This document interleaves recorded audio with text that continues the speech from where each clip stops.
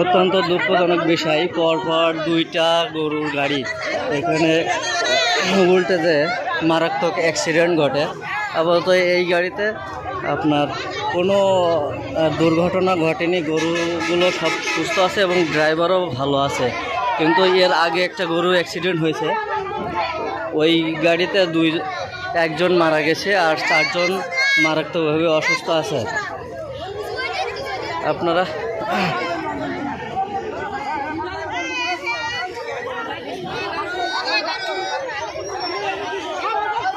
দর্শক দেখতে থাকুন, পরপর দুইটা গরুর গাড়ি অ্যাক্সিডেন্ট হয়েছে এই জায়গায় পরপরই।